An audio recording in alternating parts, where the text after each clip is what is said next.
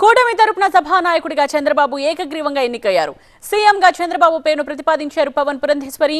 బలపర్చారు. అంతకుముందు టీడీఎల్పీ నేతగా చంద్రబాబు ఏకగ్రీవంగా ఎన్నికయ్యారు. ఎన్డీఏ కూటమి తరపు నుంచి ముఖ్యమంత్రి అభ్యర్థిగా శ్రీ నారా చంద్రబాబు నాయుడు గారి పేరుని జనసేన పార్టీ పక్షాన నుంచి మేము బలపరుస్తాం. నేను ఆయన పక్కన పెట్టుకుని చెప్పాలి, ఆయన నలిగిపోయారు. జైల్లో చూశాను.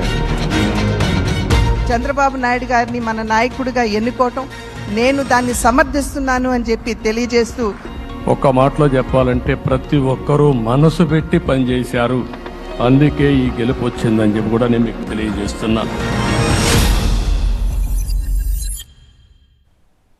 ఎన్డీఏ ఏపీ శాసనసభ పక్ష నేతగా చంద్రబాబును ఎన్నుకుంటూ కూటమి ఏకగ్రీవ తీర్మానం చేసింది. సీఎంగా చంద్రబాబు పేరును పవన్ ప్రతిపాదించగా బీజేపీ రాష్ట్ర అధ్యక్షురాలు పురంధేశ్వరి బలపరిచారు. కూటమి ఎమ్మెల్యేలంతా చప్పట్లతో తమ మద్దతును తెలియజేశారు. వారికోస్ వెయిన్స్ వ్యాధికి కేవలం 30 నిమిషాల్లో చికిత్స. కాల్ చేయండి 9989527715.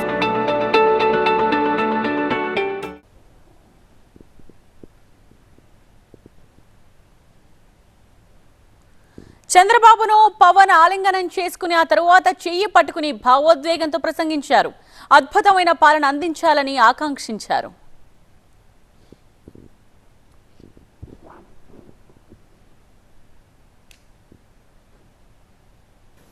ఎన్డీఏ కూటమి తరపు నుంచి ముఖ్యమంత్రి అభ్యర్థిగా శ్రీ నారా చంద్రబాబు నాయుడు గారి పేరుని జనసేన పార్టీ పక్షాన నుంచి మేము బలపరుస్తున్నాం.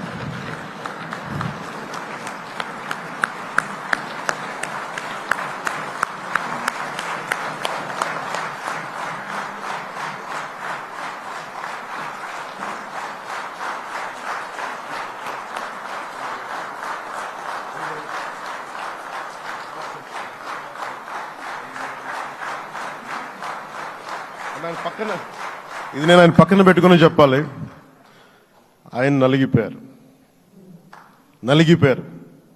జైల్లో చూశాను ఆయన. పాపం భువనేశ్వర్ గారి బాధను చూశాను. నేను అనుకున్నాను, అమ్మ మీరు కన్నీళ్ళు పెట్టకండి, మంచి రోజులు వస్తాయని చెప్పిన మంచి రోజులు వచ్చినాయి. వారికి మనస్ఫూర్తిగా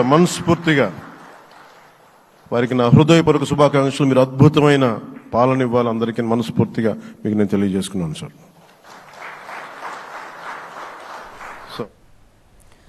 మూడు పార్టీల కలయిక త్రివేణి సంగమంలో ఉందన్నారు బీజేపీ ఏపీ అధ్యక్షురాలు ఎంపీ పురంధేశ్వరి. కూటమి అవసరం రాష్ట్రానికి ఎంతో ఉందన్నారు. ఈ మూడు పార్టీల యొక్క కలయిక నిజంగా ఒకంత ఆలస్యమైనా కూడా ఇది రాష్ట్రానికి చాలా అవసరమైనటువంటి కలయిక అని చెప్పి నేను భావిస్తున్నాను. మరి నేను అనేక సందర్భాల్లో చెప్తూ ఉంటాను, ఈ మూడు పార్టీల యొక్క కలయిక చూసినప్పుడు ఒక త్రివేణి సంగమాన్ని మనం చూస్తున్నట్టుగా మనం భావించవలసినటువంటి నేపథ్యం. ఒక పక్క చంద్రబాబు నాయుడు గారి యుక్తి, రెండవ పక్క నరేంద్ర మోడీ గారి స్ఫూర్తి, అదేవిధంగా పవన్ కళ్యాణ్ గారి శక్తి.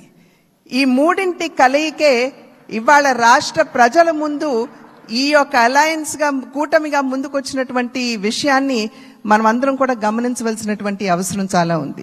చంద్రబాబు నాయుడు గారిని మన నాయకుడిగా ఎన్నుకోవటం నేను దాన్ని సమర్థిస్తున్నాను అని చెప్పి తెలియజేస్తూ,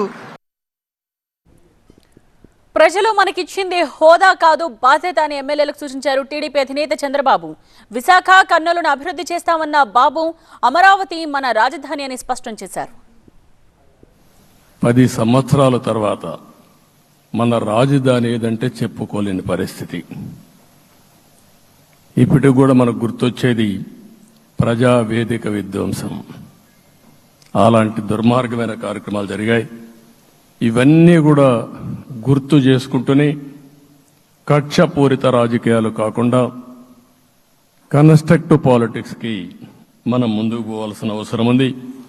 అందుకే ఈరోజు నేను ఒకటే మీ అందరికీ హామీ ఇస్తున్న, మీ ద్వారా ప్రజలందరికీ, మనది ప్రజాప్రభుత్వం. ఇకపైన మన ప్రభుత్వంలో ప్రజావేదికల కూల్చివేతలుండవు. 3 రాజధానులంటూ రాష్ట్ర భవిష్యత్తు ఆటలాడే పరిస్థితి ఉండదు.